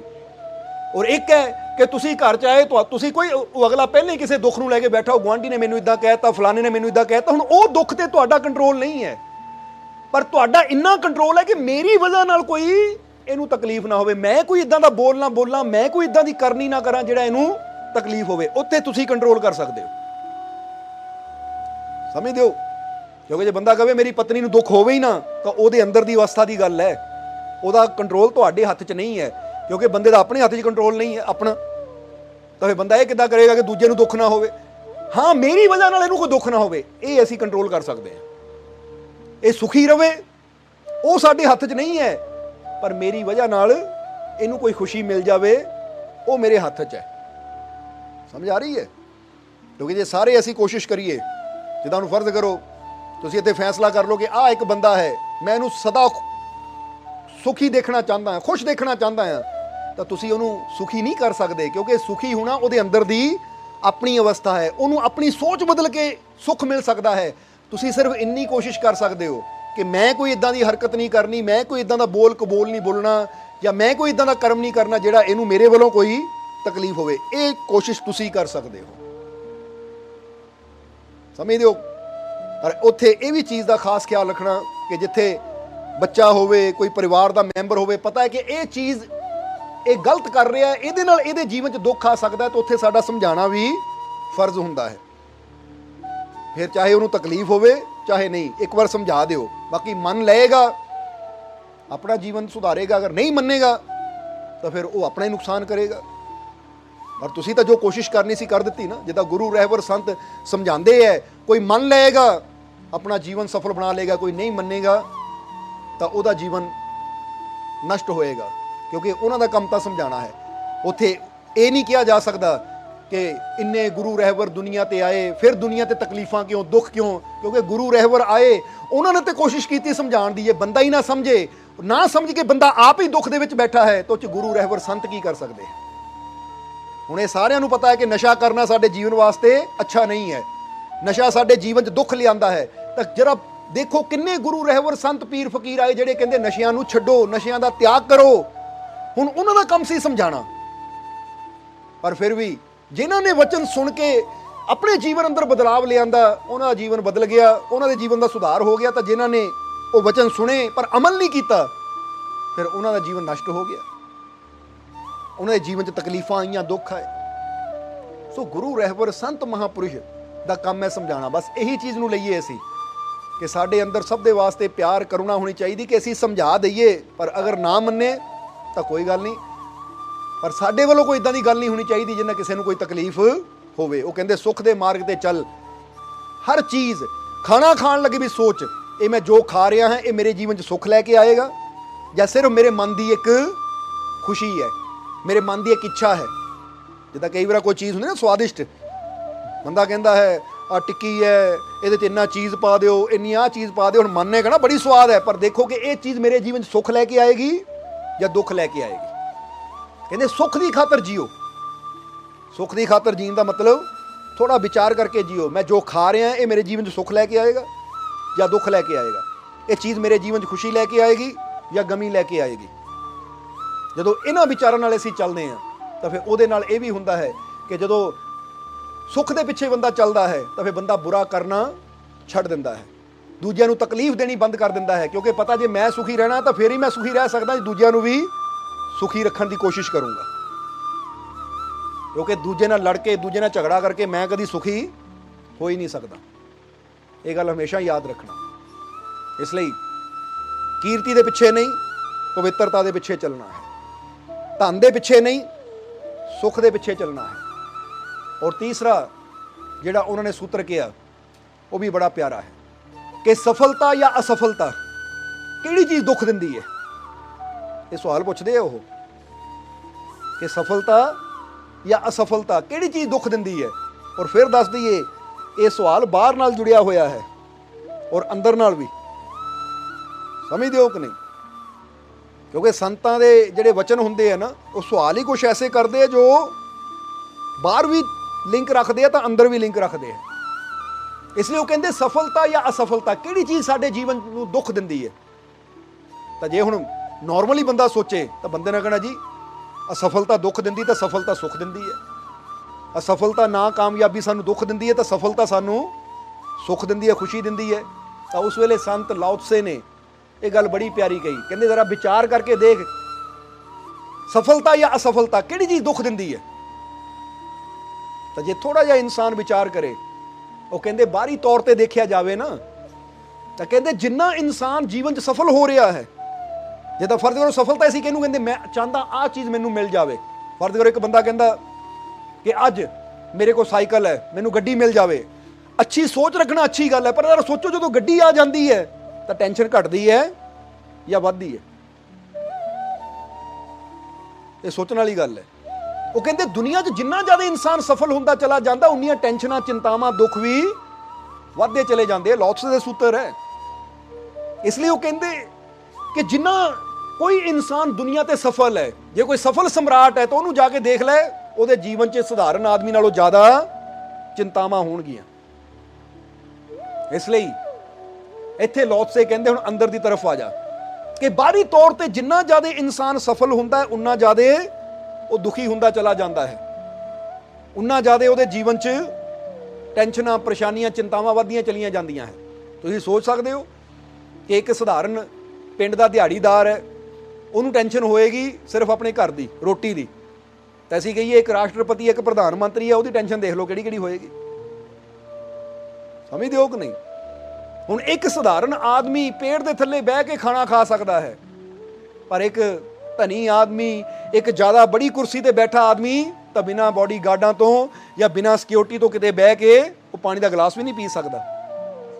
ਇਸ ਲਈ ਉਹ ਕਹਿੰਦੇ ਜਿੰਨੀ ਬਾਹਰ ਸਫਲਤਾ ਮਿਲਦੀ ਹੈ ਉਨੀਆਂ ਚਿੰਤਾਵਾਂ ਪਰੇਸ਼ਾਨੀਆਂ ਵੀ ਵੱਧਦੀਆਂ ਹੈ। ਇਸ ਲਈ ਇਹ ਗੱਲ ਵੀ ਨਾਲ ਯਾਦ ਰੱਖੀ ਕਿ ਸਫਲਤਾ ਨਾਲ ਨਾਲ ਚਿੰਤਾਵਾਂ ਵੀ ਵਧਾਉਂਦੀ ਹੈ। ਇਸ ਲਈ ਉਹਨਾਂ ਨੇ ਹੁਣ ਕਿਹਾ ਇਸ ਨੂੰ ਅੰਦਰ ਤੇ ਲਿਆ। ਇੱਕ ਹੁੰਦਾ ਬਾਹਰੀ ਸਫਲਤਾ ਔਰ ਇੱਕ ਹੁੰਦੀ ਹੈ ਅੰਦਰੂਨੀ ਸਫਲਤਾ। ਅੰਦਰੂਨੀ ਸਫਲਤਾ ਦਾ ਮਤਲਬ ਕੀ ਹੈ? ਹੁਣ ਬਾਹਰੀ ਸਫਲਤਾ ਤਾਂ ਹਰ ਕੋਈ ਚਾਹੁੰਦਾ ਹੈ ਕਿ ਅੱਜ ਮੇਰੇ ਕੋ ਥੋੜਾ ਧਨ ਹੈ, ਮੇਰੇ ਕੋ ਜ਼ਿਆਦਾ ਧਨ ਹੋਵੇ। ਤਾਂ ਜਰਾ ਸੋਚੋ ਕਿ ਅੱਜ ਬੰਦਾ ਇਹੀ ਕਹਿੰਦਾ ਹੈ ਮੇਰੇ ਕੋ ਛੋਟਾ ਕਮਰਾ, ਮੈਨੂੰ ਬੜਾ ਮਕਾਨ ਚਾਹੀਦਾ ਹੈ, ਮੇਰੇ ਕੋ ਛੋਟੀ ਗੱਡੀ, ਮੈਨੂੰ ਬੜੀ ਗੱਡੀ ਚਾਹੀਦੀ ਹੈ। ਉਹ ਕਹਿੰਦੇ ਜੇ ਬਾਹਰੀ ਪਦਾਰਥਾਂ ਤੋਂ ਸਫਲਤਾ ਪ੍ਰਾਪਤ ਕਰਦਾ ਹੈ ਤਾਂ ਟੈਨਸ਼ਨਾਂ ਵਧਣ ਗਈਆਂ, ਪਰ ਇੱਕ ਅਵਸਥਾ ਅੰਦਰ ਦੀ ਹੁੰਦੀ ਹੈ। ਅੰਦਰ ਦੀ ਅਵਸਥਾ ਕਿਹਨੂੰ ਕਹਿ ਦਿੰਦੇ ਹੈ? ਜਿੱਦਾਂ ਅਸੀਂ ਕਈ ਵਾਰ ਹੋ ਗਿਆ ਸਮਝਾਉਂਦਿਆਂ ਨੂੰ ਕਿ ਅੰਦਰ ਦੀ ਅਵਸਥਾ ਦਾ ਹੈ ਕਿ ਅੰਦਰੋਂ ਦੇਖੋ ਕਿ ਮੈਂ ਸਫਲ ਹੋ ਰਿਹਾ ਜਾਂ ਨਹੀਂ। ਬਾਹਰ ਕਿਹਨੂੰ ਸਫਲਤਾ ਕਹਿ ਦਿੰਦੇ? ਅੱਜ ਪੈਸਾ ਥੋੜਾ, ਕੱਲ ਨੂੰ ਹੋਰ ਵੱਧ ਗਿਆ ਤਾਂ ਮੈਂ ਸਫਲ ਹੋ ਰਿਹਾ ਹਾਂ। ਤਾਂ ਅੰਦਰ ਦੀ ਸਫਲਤਾ ਕਿਹਨੂੰ ਕਹਿੰਦੇ ਹੈ? ਅੱਜ ਮੇਰੇ ਅੰਦਰ 10 ਅੱਛਾਈਆਂ ਹੈ, ਹੁਣ ਆਉਣ ਵਾਲੇ ਸਮੇਂ 'ਚ ਮੇਰੀਆਂ 15 ਅੱਛਾਈਆਂ ਹੋ ਗਈਆਂ, ਮੈਂ ਅੰਦਰੂਨੀ ਤੌਰ ਤੇ ਸਫਲ ਹੋ ਰਿਹਾ ਹਾਂ। ਉਹ ਕਹਿੰਦੇ ਅੰਦਰ ਦੀ ਸਫਲਤਾ ਨੂੰ ਵਧਾਉਣ ਦੀ ਕੋਸ਼ਿਸ਼ ਕਰ, ਆਪਣੇ ਅੰਦਰਲੇ ਗੁਣਾਂ ਨੂੰ ਵਧਾਉਣ ਦੀ ਕੋਸ਼ਿਸ਼ ਕਰ, ਆਪਣੇ ਅੰਦਰਲੀਆਂ ਖੂਬੀਆਂ ਨੂੰ ਵਧਾਉਣ ਦੀ ਕੋਸ਼ਿਸ਼ ਕਰ। ਕਿਉਂਕਿ ਜਦੋਂ ਅੰਦਰਲੀ ਸਫਲਤਾ ਤੇਰੀ ਵਧੇਗੀ, ਬਾਹਰ ਵੀ ਸਫਲਤਾ ਮਿਲੇਗੀ, ਤੇਰੇ ਜੀਵਨ 'ਚ ਖੁਸ਼ੀਆਂ ਵੀ ਵੱਧਦੀਆਂ ਚਲੀਆਂ ਜਾਣਗੀਆਂ। ਹੁਣ ਫਰਜ਼ ਕਰੋ ਇੱਥੇ ਸਵਾਲ ਪੁੱਛੀਏ, ਜਿੱਦਾਂ ਸਿਕੰਦਰ ਦੀ ਗੱਲ ਕੀਤੀ ਕਿ ਪੂਰੀ ਦੁਨੀਆ ਜਿੱਤ ਲਈ, ਤਾਂ ਇੱਕ ਪਾਸੇ ਸਿਕੰਦਰ ਹੈ ਔਰ ਇੱਕ ਪਾਸੇ ਉਹ ਮਹਾਤਮਾ ਬੁੱਧ ਹੈ ਜਿਹੜੇ ਜੰਗਲਾਂ 'ਚ ਨੰਗੇ ਪੈਰੀ ਚੱਲਦੇ ਹੈ। ਹੁਣ ਸਿਕੰਦਰ ਨੇ ਪੂਰੀ ਦੁਨੀਆ ਜਿੱਤੀ, ਅਸੀਂ ਉਹਨੂੰ ਸਫਲ ਕਵਾਂਗੇ, ਉਹਦੇ ਜੀਵਨ ਨੂੰ ਸਫਲ ਕਵਾਂਗੇ, ਜਾਂ ਦੂਜੇ ਪਾਸੇ ਮਹਾਤਮਾ ਬੁੱਧ ਖੜੇ ਹੈ, ਉਹਨਾਂ ਦੇ ਜੀਵਨ ਨੂੰ ਸਫਲ ਕਵਾਂਗੇ। ਹਾਲਾਂਕਿ ਉਹਨਾਂ ਦੇ ਕੋਲ ਦੁਨਿਆਵੀ ਧਨ, ਦੁਨਿਆਵੀ ਖਜ਼ਾਨਾ, ਮਹਿਲ ਚੁਬਾਰੇ ਕੁਝ ਵੀ ਨਹੀਂ ਹੈ, ਪਰ ਫਿਰ ਵੀ ਸਾਡੀਆਂ ਨਜ਼ਰਾਂ 'ਚ ਸਫਲ ਕੌਣ ਹੈ? ਕਿਉਂ ਅਸੀਂ ਮਹਾਤਮਾ ਬੁੱਧ ਨੂੰ ਸਫਲ ਕਵਾਂਗੇ? ਕਿਉਂ ਕਵਾਂਗੇ? ਕਿਉਂਕਿ ਉਹਨਾਂ ਨੇ ਆਪਣੇ ਅੰਦਰਲੇ ਗੁਣਾਂ ਨੂੰ ਵਧਾਇਆ। ਸਿਕੰਦਰ ਨੇ ਬਾਹਰਲਾ ਧਨ ਇਕੱਠਾ ਕੀਤਾ ਔਰ ਉਹਨਾਂ ਨੇ ਆਪਣੇ ਅੰਦਰਲਾ ਧਨ ਇਕੱਠਾ ਕੀਤਾ, ਉਹਨਾਂ ਨੇ ਆਪਣੇ ਅੰਦਰਲੇ ਧਨ ਨੂੰ ਜੋੜਿਆ। ਇਸ ਲਈ ਇੱਥੇ ਅਸੀਂ ਸਮਝਣਾ ਕਿ ਬਾਹਰਲੇ ਪਦਾਰਥਾਂ ਨੂੰ ਪ੍ਰਾਪਤ ਕਰਨ ਦੀ ਖਾਤਰ ਅਸੀਂ ਦੌੜਦੇ ਹਾਂ ਔਰ ਕਹਿੰਦੇ ਮੈਂ ਸਫਲ ਹੋਣਾ ਹੈ। ਉਹ ਕਹਿੰਦੇ ਉਹ ਅਸਲੀ ਸਫਲਤਾ ਨਹੀਂ ਹੈ। ਅਸਲੀ ਸਫਲਤਾ ਆਪਣੇ ਅੰਦਰਲੇ ਧਨ ਨੂੰ ਪ੍ਰਾਪਤ ਕਰਨ ਦੀ, ਆਪਣੇ ਅੰਦਰਲੇ ਗੁਣਾਂ ਨੂੰ ਪ੍ਰਾਪਤ ਕਰਨ ਵੱਲ ਕਦਮ ਵਧਾਏਗਾ ਤਾਂ ਫਿਰ ਤੂੰ ਸਫਲ ਮੰਨਿਆ ਜਾਏਗਾ। ਇਸ ਲਈ ਇੱਥੇ ਕਿਸੇ ਦੀ ਵੀ ਜ਼ਿੰਦਗੀ ਨੂੰ ਇਦਾਂ ਤੋਲ ਸਕਦੇ ਹਾਂ ਅਸੀਂ, ਕਿਸੇ ਰਾਜੇ ਮਹਾਰਾਜੇ ਦੀ ਜ਼ਿੰਦਗੀ ਨੂੰ ਔਰ ਕਿਸੇ ਗੁਰੂ ਰਹਿਬਰ ਸੰਤ ਮਹਾਪੁਰਸ਼ ਦੀ ਜ਼ਿੰਦਗੀ ਨੂੰ ਤੋਲ ਸਕਦੇ ਹਾਂ ਕਿ ਦੇਖੋ ਕਿਹਦਾ ਜੀਵਨ ਸਫਲ ਹੈ। ਹੁਣ ਉਹਨਾਂ ਕੋਲ ਕਿਹੜਾ ਧਨ ਸੀ? ਰਾਜਿਆਂ ਕੋਲ ਤਾਂ ਗੁਰੂਆਂ ਰਹਿਬਰਾਂ ਕੋਲ ਕਿਹੜਾ ਧਨ ਸੀ? ਉਹਨਾਂ ਦੇ ਕੋਲ ਗੁਣਾਂ ਦਾ ਧਨ ਸੀ, ਉਹਨਾਂ ਦੇ ਕੋਲ ਅੰਦਰਲੇ ਖਜ਼ਾਨੇ ਸੀ, ਅੱਛਾਈ ਦਾ ਧਨ। ਔਰ ਜਿਹਦੇ ਕੋਲ ਉਹ ਧਨ ਹੈ ਉਹਦਾ ਜੀਵਨ ਹੀ ਸਫਲ ਹੈ। ਇਸ ਲਈ ਕਈ ਇਨਸਾਨ ਸਿਰਫ ਬਾਹਰਲੀ ਸਫਲਤਾ ਪਿੱਛੇ ਦੌੜਦੇ ਹੈ। ਇਹ ਸੂਤਰ ਦਾ ਹੁਣ ਅਸਲੀ ਅਰਥ ਵੀ ਸਮਝ ਲਓ। ਕਈ ਬਾਹਰਲੀ ਸਫਲਤਾ ਪਿੱਛੇ ਦੌੜਦੇ ਹੋ, ਕਹਿੰਦੇ ਜਿਹੜੇ ਬਾਹਰਲੀ ਸਫਲਤਾ ਪਿੱਛੇ ਦੌੜਦੇ ਹੋ ਸਦਾ ਦੁਖੀ ਹੀ ਰਹਿਣਗੇ, ਕਿਉਂਕਿ ਬਾਹਰ ਸਫਲਤਾ ਮਿਲ ਵੀ ਗਈ ਤਾਂ ਵੀ ਤੇਰੀ ਚਿੰਤਾ ਹੀ ਵਧਣੀ ਹੈ, ਤਕਲੀਫਾਂ ਦੁੱਖ ਹੀ ਵਧਣੇ ਹੈ। ਪਰ ਹੁਣ ਇਹਦਾ ਮਤਲਬ ਇਹ ਨਹੀਂ ਕਿ ਬਾਹਰ ਕੋਸ਼ਿਸ਼ ਨਾ ਕਰੀਏ। ਇੱਥੇ ਅਸੀਂ ਇਹ ਕਹਿਣਾ ਚਾਹਾਂਗੇ ਬਾਹਰ ਕੋਸ਼ਿਸ਼ ਕਰੋ, ਪਰ ਉਹਦੇ ਨਾਲ ਨਾਲ ਆਪਣੇ ਅੰਦਰ ਨੂੰ ਵੀ ਸਫਲ ਬਣਾਈਏ, ਯਾਨੀ ਆਪਣੇ ਅੰਦਰਲੇ ਗੁਣਾਂ ਦੀ ਖਾਨ ਨੂੰ ਵੀ, ਗੁਣਾਂ ਦੇ ਖਜ਼ਾਨੇ ਨੂੰ ਵੀ ਵਧਾਉਣ ਦੀ ਕੋਸ਼ਿਸ਼ ਕਰੀਏ। ਕਿਉਂਕਿ ਜਿੰਨਾ ਸਾਡੇ ਅੰਦਰ ਅੱਛਾਈ ਵੱਧਦੀ ਜਾਏਗੀ, ਗੁਣ ਵੱਧਦੇ ਜਾਣਗੇ, ਉਨਾ ਅਸੀਂ ਅੰਦਰੂਨੀ ਤੌਰ ਤੇ ਸਫਲ ਹੁੰਦੇ ਚਲੇ ਜਾਵਾਂਗੇ। ਉਹ ਕੈਟਾਗਰੀ 'ਚ ਆ ਜਾਵਾਂਗੇ ਕਿ ਜਿੱਥੇ ਅਸੀਂ ਕਹਿ ਸਕਦੇ ਹਾਂ ਕਿ ਸਾਡੇ ਕੋਲ ਬਾਹਰਲਾ ਖਜ਼ਾਨਾ ਵੀ ਹੈ ਤਾਂ ਅੰਦਰਲਾ ਖਜ਼ਾਨਾ ਵੀ ਹੈ। ਅਸੀਂ ਅੰਦਰ ਗੁਣਾਂ ਨਾਲ ਵੀ ਭਰਪੂਰ ਹੈ ਤਾਂ ਬਾਹਰ ਵੀ ਕਿਸੇ ਚੀਜ਼ ਦੀ ਕਮੀ ਨਹੀਂ ਹੈ। ਔਰ ਵਾਕਈ ਜਿਹੜਾ ਅੰਦਰੋਂ ਗੁਣਾਂ ਨਾਲ ਭਰਪੂਰ ਹੋ ਗਿਆ ਉਹਨੂੰ ਬਾਹਰ ਕਮੀ ਵੀ ਕੋਈ ਨਹੀਂ ਆਉਂਦੀ, ਕਿਉਂਕਿ ਹਰ ਇਨਸਾਨ ਅੱਛਾਈ ਦੇ ਨਾਲ ਹੀ ਜੁੜਨਾ ਪਸੰਦ ਕਰਦਾ ਹੈ। ਸਮਝ ਆ ਰਹੀ ਹੈ? ਇਸ ਲਈ ਉਹਨਾਂ ਨੇ ਕਿਹੜੀ ਚੀਜ਼ ਦੁੱਖ ਦਿੰਦੀ ਹੈ, ਸਫਲਤਾ ਜਾਂ ਅਸਫਲਤਾ? ਤਾਂ ਜਿਹਨੂੰ ਬਾਹਰੋਂ ਤੌਰ ਤੇ ਦੇਖਿਆ ਜਾਵੇ ਉਹ ਕਹਿੰਦੇ ਸਫਲਤਾ ਜ਼ਿਆਦਾ ਦੁੱਖ ਦਿੰਦੀ ਹੈ। ਸਮਝਦੇ ਹੋ ਕਿ ਨਹੀਂ? ਇੱਕ ਇਨਸਾਨ ਅਸਫਲ ਹੋ ਗਿਆ ਤਾਂ ਉਹਨੂੰ ਇੱਕੋ ਹੀ ਪੀੜਾ ਹੈ। ਇੱਕ ਇਨਸਾਨ ਸਫਲ ਹੋ ਕੇ ਅੱਗੇ ਚਲਾ ਗਿਆ, ਉਹ ਕਹਿੰਦੇ ਉਹਨੂੰ ਕਿ ਹਜ਼ਾਰਾਂ ਪੀੜਾਂ, ਹਜ਼ਾਰਾਂ ਚਿੰਤਾਵਾਂ ਹੋਰ ਵੱਧ ਜਾਂਦੀਆਂ। ਇੱਕ ਡਰ ਵੱਧ ਜਾਂਦਾ ਕਿ ਹੁਣ ਮੈਂ ਕਿਤੇ ਗਿਰ ਨਾ ਜਾਵਾਂ, ਆਹ ਚੀਜ਼ ਮਿਲੀ ਹੈ ਕਿਤੇ ਮੇਰੇ ਤੋਂ ਦੂਰ ਨਾ ਹੋ ਜਾਵੇ। ਇਸ ਲਈ ਜਿਹੜੇ ਅੰਦਰਲੇ ਗੁਣਾਂ ਨੂੰ ਵਧਾਉਂਦੇ ਹੈ, ਅੰਦਰਲੀਆਂ ਖੂਬੀਆਂ ਨੂੰ ਵਧਾਉਂਦੇ ਹੈ, ਅੰਦਰਲੇ ਖਜ਼ਾਨੇ ਨੂੰ ਪ੍ਰਾਪਤ ਕਰਦੇ ਆ, ਉਹਨਾਂ ਦੇ ਅੰਦਰੋਂ ਸਾਰੇ ਡਰ ਹੀ ਖਤਮ ਹੋ ਜਾਂਦੇ, ਕਿਉਂਕਿ ਉਹਨਾਂ ਨੂੰ ਪਤਾ ਹੈ ਕਿ ਮੇਰੇ ਅੰਦਰ ਉਹ ਖਜ਼ਾਨਾ ਹੈ, ਮੈਂ ਉਹ ਧਨ ਨੂੰ ਪ੍ਰਾਪਤ ਕਰ ਲਿਆ ਜਿਹਨੂੰ ਮੇਰੇ ਤੋਂ ਕੋਈ ਖੋਈ ਨਹੀਂ ਸਕਦਾ। ਹੁਣ ਤੁਸੀਂ ਯਾਤਰਾ ਕਰਨੀ ਹੋਵੇ ਇੱਕ ਟ੍ਰੇਨ ਦੇ ਵਿੱਚ ਜਾਂ ਇੱਕ ਬੱਸ ਵਿੱਚ, ਜਾਂ ਵੈਸੇ ਤੁਹਾਡੀ ਜੇਬ 'ਚ 10 ਰੁਪਏ ਹੈ, ਤੁਸੀਂ ਯਾਤਰਾ ਕਰ ਰਹੇ ਹੋ, ਨਿਸ਼ਚਿੰਤ ਹੋ ਕੇ ਕਰ ਰਹੇ ਹੋ, ਪਰ ਹੁਣ ਹੀ ਤੁਹਾਡੀ ਜੇਬ 'ਚ 10 ਲੱਖ ਰੁਪਇਆ ਪਾ ਦਿੱਤਾ ਜਾਵੇ ਤਾਂ ਫਿਰ ਯਾਤਰਾ ਤੁਹਾਡੀ ਨਿਸ਼ਚਿੰਤ ਹੋਏਗੀ? ਤੁਸੀਂ ਟੈਨਸ਼ਨ ਫਰੀ ਹੋ ਕੇ ਯਾਤਰਾ ਕਰੋਗੇ? ਜਿਹੜੀ ਯਾਤਰਾ 10 ਘੰਟੇ ਦੀ ਹੋਏਗੀ ਨਾ, ਬੜੀ ਚਿੰਤਾ 'ਚ ਲੰਘਣੀ ਹੈ, ਤੁਹਾਨੂੰ ਨੀਂਦ ਵੀ ਨਹੀਂ ਆਣੀ। ਇੱਕ ਪਲ ਅੱਖਾਂ ਨਹੀਂ ਬੰਦ ਕਰਕੇ ਸੌਂ ਸਕਦੇ ਤੁਸੀਂ, ਕਿਉਂਕਿ ਫਿਕਰ ਹੈ। ਹੁਣ ਜ਼ਰਾ ਸੋਚੇ ਕਿ ਸਫਲਤਾ ਕੀ ਹੈ? 10 ਲੱਖ ਰੁਪਇਆ ਜੇਬ 'ਚ ਹੁਣ ਸਫਲਤਾ ਹੈ, ਤਾਂ ਫਿਰ ਚਿੰਤਾ ਕਿਉਂ ਹੈ? ਹੁਣ ਜਿਹੜਾ ਅੰਦਰੋਂ ਆਨੰਦਿਤ ਹੋਏਗਾ ਉਹਨੂੰ ਪਤਾ ਹੈ ਕਿ ਮੇਰੇ ਅੰਦਰ ਉਹ ਆਨੰਦ ਦਾ ਭੰਡਾਰ ਹੈ ਕਿ ਕੋਈ ਮੇਰੇ ਤੋਂ ਖੋ ਨਹੀਂ ਸਕਦਾ, ਕੋਈ ਮੇਰੇ ਤੋਂ ਚੋਰੀ ਨਹੀਂ ਕਰ ਸਕਦਾ। ਇਸ ਲਈ ਇੱਥੇ ਇਹ ਲਾਓ ਤਸੇ ਨੇ ਤਾਂ ਹਜ਼ਾਰਾਂ ਸਾਲ ਪਹਿਲਾਂ ਬਚਨ ਗਏ ਸੀ, ਪਰ ਅੱਜ ਦੇ ਸਮਾਜ ਨੂੰ ਦੇਖਦਿਆਂ ਹੋਏ, ਅੱਜ ਦੇ ਹਾਲਾਤਾਂ ਨੂੰ ਦੇਖਦਿਆਂ ਹੋਏ ਅਸੀਂ ਇਹ ਕਹਿ ਸਕਦੇ ਹਾਂ ਕਿ ਜੇ ਬਾਹਰ ਕਾਮਯਾਬ ਹੋਣ ਦੀ ਕੋਸ਼ਿਸ਼ ਕਰ ਰਹੇ ਹਾਂ ਤਾਂ ਉਹਦੇ ਨਾਲ ਨਾਲ ਆਪਣੇ ਅੰਦਰ ਨੂੰ ਵੀ, ਜਿੱਦਾਂ ਬੰਦਾ ਕਹਿੰਦਾ ਬਾਹਰਲਾ ਧਨ ਵਧੇ, ਤਾਂ ਉਹਦੇ ਨਾਲ ਨਾਲ ਆਪਣੇ ਗੁਣਾਂ ਦੇ ਧਨ ਨੂੰ ਵੀ ਵਧਾਓ, ਆਪਣੇ ਅੰਦਰ ਅੱਛਾਈਆਂ ਦੇ ਧਨ ਨੂੰ ਵੀ ਵਧਾਓ, ਤਾਂ ਫਿਰ ਇਨਸਾਨ ਦੀ ਸਹੀ ਮਾਇਨਿਆਂ 'ਚ ਉਹ ਹੈ ਸੱਚੀ ਸਫਲਤਾ। ਫਿਰ ਮਿਲੇਗੀ ਇਨਸਾਨ ਨੂੰ ਸਹੀ ਮਾਇਨੇ 'ਚ ਸੱਚੀ ਖੁਸ਼ੀ। ਸਮਝ ਰਹੇ ਹੋ ਕਿ ਨਹੀਂ? ਹੁਣ ਆ ਜਾਈਏ ਚੌਥੇ ਔਰ ਅੰਤਿਮ ਸੂਤਰ ਤੇ। ਲਾਓ ਤਸੇ ਕਹਿੰਦੇ ਆ ਚੌਥੇ ਸੂਤਰ ਦੇ ਅੰਦਰ ਕਿ ਗੁਰੂ ਸਭ ਸੇ ਮਿਲ ਸਕता है मगर गुरु से कोई विरला ही मिल सकता है। ये बड़ी प्यारी गल है उन्होंने, ਇਹਨੂੰ थोड़ा विचार ना करिए कि क्या गुरु सबसे मिल सकता है पर गुरु से कोई विरला ही मिल सकता है। ਹੁਣ ਬੰਦਾ ਸੋਚੇ मतलब ਕੀ ਹੋਇਆ ਕਿ ਗੁਰੂ ਤਾਂ ਸਾਰਿਆਂ ਨੂੰ ਮਿਲ ਸਕਦਾ ਹੈ ਪਰ ਗੁਰੂ ਨਾਲ ਕੋਈ ਵਿਰਲਾ ਮਿਲ ਸਕਦਾ ਹੈ। ਇਹਦਾ मतलब ਕੀ? ਤੇ ਇਹਦਾ मतलब ਵੀ ਬੜੀ ਗਹਿਰਾਈ ਦਾ ਹੈ। ਗੁਰੂ ਸਭ ਸੇ ਮਿਲ ਸਕता है। ਹੁਣ ਜਿਸ ਤਰ੍ਹਾਂ ਇਹਨੂੰ ਇਦਾਂ ਸਮਝ ਲਓ ਕਿ ਇੱਕ ਰਾਜਾ ਹੈ, ਇੱਕ ਬਾਦਸ਼ਾਹ ਹੈ, ਉਹ ਬਾਦਸ਼ਾਹ ਜਿਹਨੂੰ ਚਾਵੇ ਮਿਲ ਲਵੇ, ਜਿਹਨੂੰ ਚਾਵੇ ਬੁਲਾ ਕੇ ਮਿਲ ਲਵੇ, ਜਿਹਦੇ ਕੋਲ ਜਾਵੇ ਚਾਵੇ ਜਾ ਕੇ ਮਿਲ ਲਵੇ। ਪਰ ਇੱਕ ਬਾਹਰ ਬੈਠਾ ਭਿਖਾਰੀ ਹੈ, ਉਹ ਇੱਛਾ ਕਰੇ ਮੈਂ ਬਾਦਸ਼ਾਹ ਨੂੰ ਮਿਲਣਾ ਹੈ, ਤਾਂ ਉਹਦੀ ਇੱਛਾ ਨਾਲ ਬਾਦਸ਼ਾਹ ਨਾਲ ਨਹੀਂ ਮਿਲਣਾ। ਬਾਦਸ਼ਾਹ ਦੀ ਇੱਛਾ ਹੋਵੇ ਵੀ ਭਿਖਾਰੀ ਨੂੰ ਮਿਲਣਾ ਹੈ, ਉਹ ਜਿਹਨੂੰ ਮਰਜ਼ੀ ਮਿਲ ਲਵੇ। ਇਹਨੂੰ आत्मिक तल ते समझिए, थोड़ा अंदरूनी तल ते समझिए कि गुरु सबसे मिल सकता है, कि गुरु उस उच्ची अवस्था च है, वो सब दे कोल जा सकता है, वो सब दे नाल गल कर सकता है। तो जे इंसान कहे कि मैं गुरु नूं मिलां, तो फिर मैनू भी अपने आप नूं उस तरह का बनाना पेगा, अपने अंदरों क्वालिटी पैदा करनी पेगी, अपने अंदरों गुण पैदा करने पैणगे, अपने अंदरों अच्छाई पैदा करनी पेगी, फिर ही मैं उस लैवल ते पहुंच सकदा जिथे मेरी मुलाकात गुरु नाल हो सके। ये इशारा कर रहे हैं लाओ तसे कि जे तू गुरु नूं मिलना चाहता है तो अपने अंदरलियां कमियां नूं दूर कर। जिद्दां कबीर साहब ने कहा तेरा मेरा मनुआ कैसे एक होई रे, मैं कहता तू निर्मोह हो जा, तू जाता है मोही रे। जरा समझो, वो कहंदा जरा इत्थे समझना कबीर साहब की कह रहे हैं कि तेरा मेरा मन एक किदां हो सकता है। मैं कहंदा तू निर्मोह हो जा, पर तू मोह दे विच ही फसिया होया है। मैं कहता तू जागत रही हो, तू रहता है सोई रे। कि मैं कहता जाग, होश विच आ, सच्चाई अच्छे बुरे नूं समझ, पर तू फिर मोह माया दी नींदर च सुता है कि अच्छे बुरे दी तैनूं पहचान ही नहीं है। और वो कहंदे मैं कहता तू निर्वैर हो जा, पर तू है बैर परोई रे। पर तू अपने अंदर बैर नूं ही परोया होया, जिद्दां धागे 'च मोती परोया जांदा है। कहंदे मैं तैनूं समझा रहा निर्वैर हो जा, पर तू है बैर पिरोई रे। पर तू अपने अंदर वैर नूं पिरोया होया, फिर किदां तेरा मेरा मनुआ कैसे एक होई रे। कहंदे किदां असीं एक हो सकते हैं? क्योंकि गुरु नूं मिलण वास्ते जिस अवस्था ते गुरु बैठा, सानूं भी मेहनत करके उस अवस्था तक पहुंचना पएगा। इसलिए बाहरी तौर ते तां बंदा कहंदा मैं गुरु नूं मिलिया, संतां नूं मिलिया, फकीरां नूं मिलिया, पर वो कहंदे ये बाहरला मिलन है। जे अंदरला मिलन करना है, अंदरली अवस्था तक पहुंचना है, तो फिर तैनूं अपने मन नूं उही रंग चढ़ाना पएगा, उही अवस्था तक तैनूं अपने आप नूं लैके जाना पएगा जिथे तेरी मुलाकात गुरु नाल हो जावे। इहनूं कहंदे गुरु दा संग। समझदे हो कि नहीं? और ਉਹ ਸੰਗ ਦੇ ਨਾਲ ਇਨਸਾਨ ਦੇ ਜੀਵਨ 'ਚ ਫਿਰ ਉਹ ਬਦਲਾਵ ਆਉਂਦਾ, ਜਿੱਦਾਂ ਕਹਿੰਦੇ ਪਾਰਸ ਦਾ ਸੰਗ ਕਰਕੇ ਲੋਹਾ ਵੀ ਕੰਚਨ ਹੋ ਗਿਆ, ਸਵਰਨ ਹੋ ਗਿਆ।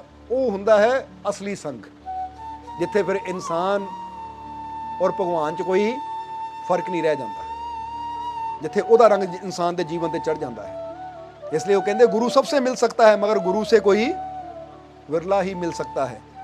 कि गुरु तो सब नूं मिल सकता है, पर जे असीं चाहते हैं उस अवस्था तक जाना, तो फिर जिदा हुण समझ लो टीचर हर एक स्टूडेंट नूं मिल सकता है, पर जे हुण स्टूडेंट सोचे मैं भी टीचर बना, टीचर वाली पदवी तक पहुंचा, तो फिर उन्होंने मेहनत करके ही वो पदवी मिलनी है। उन्होंने मेहनत करन दे नाल ही वो उचाई प्राप्त होनी है। इसलिए इत्थे वो इशारा कर रहे हैं कि ऐ प्यारिया, जे वाकई तू गुरु नाल प्रेम करदा है और गुरु नूं मिलना चाहता है, गुरु नाल सच्ची तेरा प्यार है, ਤਾਂ ਫਿਰ ਸੁਰਤੀ ਦੇ ਤਲ ਤੇ ਵੀ ਕੋਸ਼ਿਸ਼ ਕਰ ਕਿ ਮੈਂ ਆਪਣੇ ਆਪ ਨੂੰ ਨੇਕ ਬਣਾਵਾਂ, ਅੱਛਾ ਬਣਾਵਾਂ, ਤਾਂ ਕਿ ਮੇਰੀ ਮੁਲਾਕਾਤ ਗੁਰੂ ਦੇ ਨਾਲ ਹੋ ਸਕੇ। ਕਿਉਂਕਿ ਬਾਹਰੀ ਤਲ ਤੇ ਤਾਂ ਦੇਖਿਆ ਕਿ ਬੰਦਾ 2-2 4-4 ਘੰਟੇ ਵੀ ਕੋਲ ਬੈਠਾ ਰਹਿੰਦਾ ਹੈ, ਪਰ ਫਿਰ ਵੀ ਇਨਸਾਨ ਦੇ ਜੀਵਨ 'ਚ ਕੋਈ ਬਦਲਾਵ ਨਹੀਂ ਆਉਂਦਾ। ਤਾਂ ਫਿਰ ਉਹ ਕਹਿੰਦੇ ਇੱਥੇ ਇਹ ਸੂਤਰ ਇਹੀ ਦੱਸਦੇ ਹੈ ਕਿ ਗੁਰੂ ਦੇ ਕੋਲ ਬਾਹਰੀ ਤੌਰ ਤੇ ਬੈਠਣ ਦਾ ਫਾਇਦਾ ਵੀ ਇਹੀ ਹੈ ਕਿ ਗੁਰੂ ਤੈਨੂੰ ਮਿਲਿਆ ਹੈ, ਹੁਣ ਗੁਰੂ ਤੇਰੇ ਕੋਲ ਪਹੁੰਚਾ ਹੈ, ਯਾਨੀ ਗੁਰੂ ਤੈਨੂੰ ਗਿਆਨ ਦੇ ਰਿਹਾ ਹੈ, ਸਮਝਾ ਰਿਹਾ ਹੈ, ਤਾਂ ਹੁਣ ਅੰਦਰੂਨੀ ਤੌਰ ਤੇ ਤੂੰ ਆਪਣੇ ਅੰਦਰੋਂ ਬਦਲਾਵ ਲਿਆ, ਉਹ ਰੰਗ 'ਚ ਆਪਣੇ ਆਪ ਨੂੰ ਰੰਗ, ਤਾਂ ਕਿ ਤੇਰੀ ਮੁਲਾਕਾਤ ਗੁਰੂ ਨਾਲ ਹੋ ਸਕੇ, ਤਾਂ ਕਿ ਤੇਰੀ ਮੁਲਾਕਾਤ ਉਸ ਗਿਆਨ ਨਾਲ ਹੋ ਸਕੇ। ਗੁਰੂ ਯਾਨੀ ਗਿਆਨ, ਉਹ ਗਿਆਨ ਦਾ ਭੰਡਾਰ ਜੋ ਤੇਰੇ ਅੰਦਰ ਹੈ। ਇਸ ਲਈ ਇਹ ਚੌਥੇ ਸੂਤਰ ਨੂੰ ਵੀ ਸਮਝ ਲੈਣਾ। ਸਮਝ ਆ ਗਈ ਸਾਰਿਆਂ ਨੂੰ ਕਿ ਅਸੀਂ ਅਗਰ ਇਹ 4 ਚੀਜ਼ਾਂ ਨੂੰ ਆਪਣੇ ਜੀਵਨ 'ਚ ਸਮਝ ਲਵਾਂਗੇ ਕਿ ਅਸੀਂ ਕੀਰਤੀ ਮਗਰ ਨਾ ਦੌੜੀਏ, ਪਵਿੱਤਰਤਾ ਮਗਰ ਚਲੀਏ। क्या चाहिए, ਜਿੱਦਾਂ ਉਹਨਾਂ ਨੇ ਪੁੱਛਿਆ तुम्हें क्या चाहिए, ਧਨ ਜਾਂ ਸੁੱਖ? ਉਹ ਕਹਿੰਦੇ ਧਨ ਦੇ ਪਿੱਛੇ ਦੌੜਦਿਆਂ ਜ਼ਿੰਦਗੀ ਨਾ ਗੁਜ਼ਾਰ, ਸੁੱਖ ਦੇ ਪਿੱਛੇ ਦੌੜਦਿਆਂ ਜ਼ਿੰਦਗੀ ਗੁਜ਼ਾਰ, ਕਿ ਮੈਂ ਉਹ ਕਰਮ ਕਰਨਾ ਜਿਹਨਾਂ ਮੈਨੂੰ ਵੀ ਸੁੱਖ ਮਿਲੇ, ਔਰ ਮੈਨੂੰ ਸੁੱਖ ਉਦੋਂ ਮਿਲੇਗਾ ਜਦੋਂ ਮੈਂ ਦੂਜਿਆਂ ਨੂੰ ਵੀ, ਕਿਉਂਕਿ ਜੋ ਅਸੀਂ ਵੰਡਦੇ ਹਾਂ ਉਹੀ ਸਾਨੂੰ ਮਿਲਦਾ ਹੈ। ਇੱਕ ਕਿਸਾਨ ਜੋ ਬੀਜਦਾ ਹੈ ਉਹੀ ਉਹਨੂੰ ਮਿਲਦਾ ਹੈ। ਕਣਕ ਬੀਜੇਗਾ, ਗੇਹੂੰ ਬੀਜੇਗਾ, ਗੇਹੂੰ ਮਿਲੇਗੀ, ਮੱਕੀ ਬੀਜੇਗਾ, ਮੱਕੀ ਮਿਲੇਗੀ। ਇਸੇ ਤਰ੍ਹਾਂ ਜਿੱਦਾਂ ਦੇ ਬੀਜ ਅਸੀਂ ਬੀਜਣੇ ਹੈ ਉਹੀ ਸਾਨੂੰ ਮਿਲਣੇ ਹੈ। ਜੇ ਤੁਸੀਂ ਚਾਹੁੰਦੇ ਹੋ ਦੂਜਾ ਮੈਨੂੰ ਸੁੱਖ ਦੇਵੇ, ਤਾਂ ਤੁਸੀਂ ਸੁੱਖ ਦੇ ਬੀਜ ਬੋਣੇ ਸ਼ੁਰੂ ਕਰ ਦਿਓ, ਕਿਉਂਕਿ ਜਦੋਂ ਅਸੀਂ ਦੂਜੇ ਨੂੰ ਦੁੱਖ ਦੇਵਾਂਗੇ, ਦੂਜੇ ਨੂੰ ਤਕਲੀਫ ਦੇਵਾਂਗੇ, ਉਹਨੂੰ ਤਕਲੀਫ ਦੇ ਕੇ ਅੱਗੇ ਉਮੀਦ ਕਰਾਂਗੇ ਮੈਨੂੰ ਖੁਸ਼ੀ ਮਿਲੇ, ਸੁੱਖ ਮਿਲੇ, ਤਾਂ ਕਦੀ ਸੁੱਖ ਮਿਲ ਹੀ ਨਹੀਂ ਸਕਦਾ। ਇਹੀ ਇਨਸਾਨ ਦੇ ਦੁੱਖਾਂ ਦਾ ਕਾਰਨ ਹੈ। ਚਾਹੇ ਸੱਸ ਨੂੰਹ ਹੋਣ, ਚਾਹੇ ਮਾਂ ਪੁੱਤ ਹੋਣ, ਮਾਵਾਂ ਧੀਆਂ ਹੋਣ, ਚਾਹੇ ਭੈਣ ਭਰਾ ਹੋਣ, ਚਾਹੇ ਕੋਈ ਵੀ ਹੋਵੇ, ਹਰ ਕੋਈ ਕਹਿੰਦਾ ਮੈਂ ਜੋ ਮਰਜ਼ੀ ਕਰਾਂ ਉਹ ਮੈਨੂੰ ਸੁੱਖ ਦੇਵੇ, ਉਹ ਮੈਨੂੰ ਸੁੱਖ ਦੇਵੇ। ਅਸੀਂ ਕਹਿੰਦੇ ਦੂਜੇ ਕੋਲੋਂ ਨਾ ਮੰਗੋ, ਉਹਨੂੰ ਦੇਣਾ ਸ਼ੁਰੂ ਕਰੋ। ਜਦੋਂ ਤੁਸੀਂ ਕਿਸੇ ਨੂੰ ਸੁੱਖ ਦਿਓਗੇ ਤਾਂ ਅਗਲਾ ਆਪਣੇ ਆਪ ਹੀ ਰਿਟਰਨ ਵਿੱਚ ਤੁਹਾਨੂੰ ਸੁੱਖ ਦੇਣਾ ਸ਼ੁਰੂ ਕਰੇਗਾ। ਹੁਣ ਹੁੰਦਾ ਕੀ ਹੈ, ਅਸੀਂ ਸੁੱਖ ਮੰਗਦੇ ਤਾਂ ਹਾਂ ਕਿ ਦੂਜਾ ਮੈਨੂੰ ਸੁੱਖ ਦੇਵੇ, ਪਰ ਆਪ ਦੇਣ ਦੀ ਕੋਸ਼ਿਸ਼ ਨਹੀਂ ਕਰਦੇ। ਅਸੀਂ ਦੂਜਾ ਮੇਰੀ ਇੱਜ਼ਤ ਕਰੇ, ਪਰ ਆਪ ਅਸੀਂ ਉਹਦੀ ਇੱਜ਼ਤ ਕਰਨ ਦੀ ਕੋਸ਼ਿਸ਼ ਨਹੀਂ ਕਰਦੇ। ਦੂਜਾ ਮੇਰੀ ਗੱਲ ਸੁਣੇ, ਪਰ ਆਪ ਅਸੀਂ ਉਹਦੀ ਗੱਲ ਸੁਣਨ ਦੀ ਕੋਸ਼ਿਸ਼ ਨਹੀਂ ਕਰਦੇ। ਇਸ ਲਈ ਜਿਹੜੀ ਗੱਲ ਤੁਸੀਂ ਦੂਜਿਆਂ ਨਾਲ ਨਹੀਂ ਕਰ ਸਕਦੇ, ਉਹਦੀ ਉਮੀਦ ਦੂਜਿਆਂ ਤੋਂ ਵੀ ਨਾ ਰੱਖੋ ਕਿ ਦੂਜਾ ਮੈਨੂੰ ਦੇਵੇਗਾ। ਇਸ ਲਈ ਜੋ ਤੁਸੀਂ ਆਪਣੇ ਵਾਸਤੇ ਚਾਹੁੰਦੇ ਹੋ ਉਹੀ ਤੁਸੀਂ ਸਭ ਦੇ ਵਾਸਤੇ ਚਾਹੋ। ਜੋ ਆਪਣੇ ਵਾਸਤੇ ਕਰਦੇ ਹੋ ਉਹੀ ਦੂਜਿਆਂ ਨਾਲ ਵੀ ਕਰੋ। ਆਪਣੇ ਵਾਸਤੇ ਕਰਦੇ ਹੋ ਕਿ ਮੈਂ ਆਪਣੀ ਖੁਸ਼ੀ ਦਾ ਖਿਆਲ ਰੱਖਦਾ ਹਾਂ, ਉਹੀ ਦੂਜਿਆਂ ਨਾਲ ਕਰੋ ਕਿ ਦੂਜਿਆਂ ਦੀ ਖੁਸ਼ੀ ਦਾ ਖਿਆਲ ਵੀ ਰੱਖੀਏ। ਤਾਂ ਫਿਰ ਹੀ ਅਸੀਂ ਜੀਵਨ 'ਚ ਖੁਸ਼ੀ ਪ੍ਰਾਪਤ ਕਰ ਸਕਦੇ ਹਾਂ, ਫਿਰ ਹੀ ਅਸੀਂ ਜੀਵਨ 'ਚ ਆਨੰਦ ਪ੍ਰਾਪਤ ਕਰ ਸਕਦੇ ਹਾਂ। ਇਸ ਲਈ ਉਹ ਕਹਿੰਦੇ ਧਨ ਪਿੱਛੇ ਨਾ ਜਾਓ। ਕਿਆ ਚਾਹੀਏ, ਧਨ ਜਾਂ ਸੁੱਖ? ਸੁੱਖ ਦੇ ਮਾਰਗ ਨੂੰ ਚੁਣੋ। ਸਮਝ ਆ ਗਈ ਕਿ ਨਹੀਂ? ਇਸ ਲਈ ਉਹਨਾਂ ਨੇ ਕਿਹਾ ਕਿਹੜੀ ਚੀਜ਼ ਸਾਨੂੰ ਦੁੱਖ ਦਿੰਦੀ ਹੈ, ਸਫਲਤਾ ਜਾਂ ਅਸਫਲਤਾ? ਇੱਥੇ ਵੀ ਦੱਸਿਆ ਕਿ ਸਫਲਤਾ ਜਿੰਨੀ ਜ਼ਿਆਦਾ ਬਾਹਰੋਂ ਮਿਲਦੀ ਚਲੀ ਜਾਂਦੀ, ਉਨਾ ਜੀਵਨ 'ਚ ਉਹ ਤੁਹਾਨੂੰ ਵਿਸਤਾਰ ਨਾਲ ਦੱਸ ਹੀ ਦਿੱਤਾ ਹੈ। ਇਸ ਲਈ ਅੰਦਰੋਂ ਵੀ ਅਸੀਂ ਸਫਲ ਹੋਣ ਦੀ ਕੋਸ਼ਿਸ਼ ਕਰਨੀ ਹੈ, ਕਿਉਂਕਿ ਅੰਦਰ ਦੀ ਸਫਲਤਾ ਹੀ ਸਾਡੀ ਸੱਚੀ ਸਫਲਤਾ ਹੈ। और लास्ट में ਜਿਹੜੀ ਗੱਲ उन्होंने कही चौथे सूत्र च कि गुरु सबसे मिल सकता है मगर गुरु से कोई विरला ही मिल सकता है, कि गुरु तक कोई विरला ही पहुंच सकता है। इसलिए अपने आप ਨੂੰ ऐसा बनाइए कि साड़ी पहुंच उस ज्ञान तक हो सके, उस आनंद तक हो सके जो साडे अंदर है। सोना सोना मेरा मुर्शिद सोना।